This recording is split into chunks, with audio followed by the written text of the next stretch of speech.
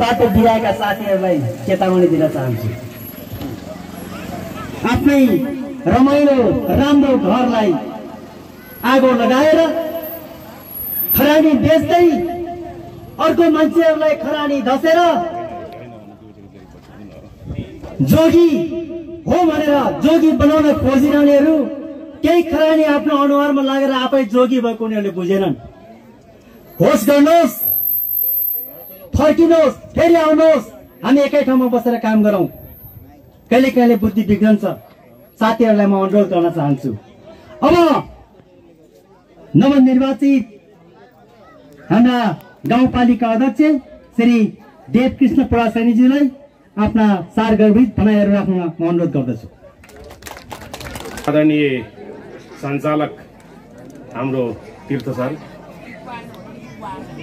आजका यस सभाका सभा अध्यक्ष महोदय, आजका प्रमुख अतिथि संविधान सभाका सदस्य माननीय सुभाष चन्द्र ठकुरी जो विकासको पर्यायवाची हुनुहुन्छ, हाम्रो यहाँका विकासका अभियन्ता र हाम्रा अग्रज नेता रहनु भएको छ, उहाँ जसोलाई आज हामीले प्रमुख अतिथिको रूपमा प्राप्त गरेका छौँ। त्यस्तै विशेष अतिथि अशोक कुमार ठकुरी हुनुहुन्छ।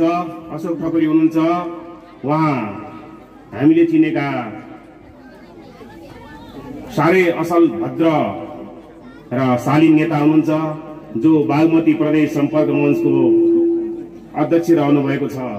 उहाँले यो सम्पूर्ण बागमती प्रदेशको काठमाडौँ बस्ने सम्पूर्ण नेपाल कम्युनिस्ट पार्टीलाई माया गर्ने संगठनको समन्वय भूमिका निर्वाह गर्नुहुन्छ र काठमाडौँ बसेर दुःख पीडामा परेका सम्पूर्ण नेपालीहरूलाई सहयोग गर्ने, उनीहरूको दुःख र पीडामा मलाम लाउने, कसलाई के कस्ता समस्या परेको त्यो समाधानको तर्फ लाग्ने आजका हामीले विशेष अतिथिको रूपमा प्राप्त गरेका छौँ। त्यस्तै नवनिर्वाचित उपाध्यक्षज्यू हुनुहुन्छ लगायतका सम्पूर्ण पार्टीका विभिन्न तह तबकाका आदरणीय नेतागणहरू, विभिन्न संगठन वर्ग सेवामा रहनुभएका आदरणीय नेतागणहरू, शिक्षक विद्यार्थी, विभिन्न पेसाहरूमा रहनुहुने पत्रकार, सुरक्षाकर्मी, विद्यार्थी भाइ बहिनीहरू सम्पूर्णमा मेरो चाहिँ हार्दिक अभिवादन व्यक्त गर्न चाहन्छु। र म साथै के भन्न चाहन्छु भने आज यो इन्द्र सरोवर 4 नम्बर जहाँ यहाँ अग्रज नेताको रूपमा हाम्रो धनवीर स्याङतान हुनुहुन्छ, उहाँ मैले भन्ने गर्छु धनवीर मनवीर, धनका पनि धनी मनका पनि धनी सम्पूर्णका धनी। उहाँ भद्रशाली, उहाँको बारेमा मैले केही कुरा नभनी नरहन सक्छु, भन्नै पर्ने अवस्था सिर्जना हुन्छ। मैले जुनसुकै ठाउँमा जाँदाखेरि पनि उहाँको बारेमा भन्छु। वडा अध्यक्ष हुनु त उहाँ जस्तो, नेपाल कम्युनिस्ट पार्टीले सोधेको खोजेको र चाहेको वडा अध्यक्ष उहाँ हुनुहुन्छ। उहाँ विकासका निम्ति अहोरात्र खटिनुको साथै संगठन, मैले भन्छु संगठन भनेको आमा हो। यदि हामीले संगठनलाई प्यारो गर्न सकेनौँ भने, संगठनलाई माया गर्न सकेनौँ भने, संगठनलाई हामीले बचाउन सकेनौँ भने हामीले जतिसुकै विकास निर्माण र जुनसुकै काम गरे पनि हामीले फल प्राप्त गर्न सक्दैनौँ। त्यसकारण सबभन्दा पहिला हामी नेपाल कम्युनिस्ट पार्टी एमालेका आदरणीय नेतागणदेखि कार्यकर्ताहरूले सबभन्दा पहिला आफ्नो आमा नेपाल कम्युनिस्ट पार्टी एमालेलाई शिरमा राखेर हामीले वचनबद्ध भएर अगाडि बढ्नु पर्दछ। विकासले मात्रै हामीले जनतालाई एक ठाउँमा एकत्रित गर्न सकिँदो रहन्छ। अहिलेको निर्वाचनले त्यो कुरालाई प्रमाणित गरेको छ। हामीले मकवानपुर जिल्लाको निर्वाचन भइरहेको अवस्थामा हेर्दाखेरि हामीले हिमपेदी भन्दा अलि पर गढी गाउँपालिकाका अध्यक्ष साह्रै मकवानपुर जिल्लाका भद्र र विकास प्रेमी हुनुहुन्थ्यो। साह्रै राम्रा काम गर्नुभएको छ। उहाँले एक रुपियाँ भ्रष्टाचार गर्नुभएको छैन, तर पनि उहाँले गठबन्धनको कारणले गर्दा चुनाव हार्ने अवस्था रह्यो। किनभने एकहोरो रूपमा उहाँ विकासमा प्रस्तुति हुनुभयो, तर संगठनलाई कसरी विस्तार विकास गर्ने, कसरी अगाडि लाने भन्ने कुरामा त्यो सोच कमी रह्यो। मैले त्यो सोचेको छु। त्यसकारण हामीले संगठनलाई विस्तार गर्नुपर्छ। त्यसको साथसाथै संगठनलाई उन्नत र विकसित गराउनको लागि विकास निर्माण अरू सम्पूर्ण कुरा भनेका त्यसका हाँगा बिगाहरू रहेको कुरा यहाँलाई भन्दछु। हामीले संगठनमा आबद्ध भएर हुँदैन। संगठनका ठुल्ठुला सिद्धान्तका ठुल्ठुला कुरा हेली पढेर मात्र हुँदैन। जनताले हामीलाई हेर्दा रहेछन् हाम्रा व्यवहार कस्तो छ।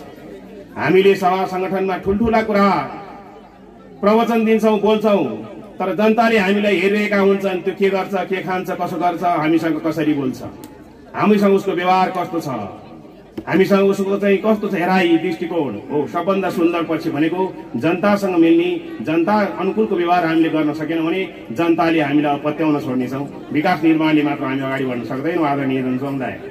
त्यसकारण जनताप्रति हामी समर्पित भएर सम्मान गर्नुपर्दछ।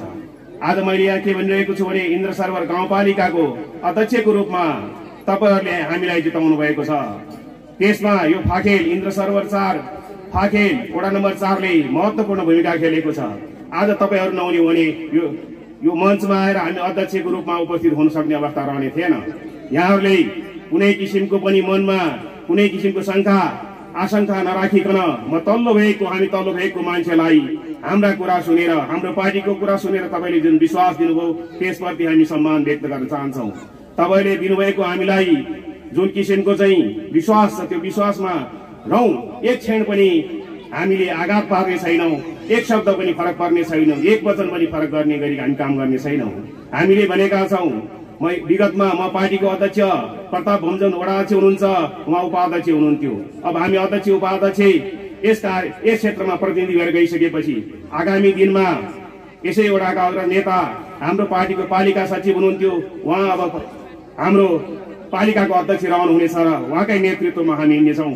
हामीले भनेका छौं पार्टीको निर्देशन अनुसार मात्र हामी चल्नेछौँ। हामीलाई कुनै किसिमको छुट छैन। तपाईहरूले हामीले प्रतिनिधि पात्रको रूपमा प्रस्तुत गर्नुभएको छ, तपाईहरूले हामीलाई सेवकको रूपमा प्रस्तुत गर्ने भएको छ। आगामी दिनमा हामी तपाईहरूको मालिक होइन सेवा गर्नेछौँ, तपाईहरूको नोकरको रूपमा हामीले काम गर्नेछौँ। तपाईहरूले दिएको वचनबद्धता, जनताले के चाहन्छन्, हाम्रो पार्टीले हामीले के निर्देशन दिन्छ, हामीलाई छुट्टै निर्णय गर्ने कुनै अधिकार छैन, हामीलाई कहिले छुट छैन त्यस्तो। त्यसकारण हामी पार्टीको मताहतमा रहेर नेपालको संविधानको धारा र विभिन्न कानूनको अधीनमा रहेर ती तपाईहरूले दिएका वचनबद्धतालाई हामीले पालना गर्नेछौँ र तपाईहरूको हामी सेवामा अग्रसर हुने कुरा हाम्रो टिम हामी सम्पूर्णले प्रतिबद्धता व्यक्त गर्दछौँ र यो विजय टिमबाट मैले यो प्रतिबद्धता व्यक्त गरेँ। आदरणीय नेतागण हुनुहुन्छ हाम्रो अगाडिका, उहाँको निर्देशनहरूलाई पनि हामीले शिरोधार्य गर्दै अगाडि बढ्नेछौँ। जनताको पक्षमा हामीले एक शब्द पनि, एक लाइन पनि विपक्षमा निर्णय गर्ने छैनौँ। त्यसकारण तपाईले अब प्राप्त हुने गाउँपालिका यस्तो सुन्दर हुनेछ, तपाईहरु त्यहाँ आइपुग्दाखेरि जनताको सम्मान हुनेछ। तपाईहरु त्यहाँ आइपुग्दाखेरि आफू गाविस गाउँपालिकाको अध्यक्ष उपाध्यक्ष वडा अध्यक्ष भइरहेको महसुस हुनेछ, तपाईहरुले सूर्य चिन्हमा छाप लगाएको महसुस हुनेछ। त्यो हामी सबभन्दा पहिला त्यो काम हामीले गर्नेछौँ। हामीले भनेका छौँ तपाईहरुले हामीले विजय गराउनु भइसकेपछि, नेपाल कम्युनिस्ट पार्टीको हामी प्रतिनिधिलाई तपाईहरुले विजय गराउनु भइसकेपछि आमूल रूपमा चाहिँ यस इन्द्र सरोवरमा रहेको शिक्षालाई हामीले सुधार गर्नेछौँ। हामीले भनिरहेका छौँ गुणस्तर शिक्षाको अभाव रहिरहेको छ र अन्य क्षेत्रको भन्दा शिक्षामा हामी कमजोर रहेको हुनाले आगामी दिनमा हाम्रो सबभन्दा पहिलो नजर शिक्षामा हुनेछ। साथै त्यसपछि स्वास्थ्यमा हामी लाग्नेछौँ। हाम्रो यो ग्रामीण भेगमा रहेका नेपाली जनता स्वास्थ्यको कमजोरी अवस्था रहिरहेको हुँदा हामीले सरसल्लाह गरेर अग्रजहरूसँग सरसल्लाह गरेर विशेषज्ञहरूसँग सरसल्लाह गरेर यस इन्द्र सरोवरको स्वास्थ्यलाई कसरी अगाडि राख्न सकिन्छ। इन्द्र सरोवरको 5वटै वडामा 5वटा स्वास्थ्य चौकीहरू छन्, ती स्वास्थ्य चौकीको स्तर उन्नत गरिनेछ। साथै कोभिड हस्पिटलको नाउँमा रहेको अस्पताललाई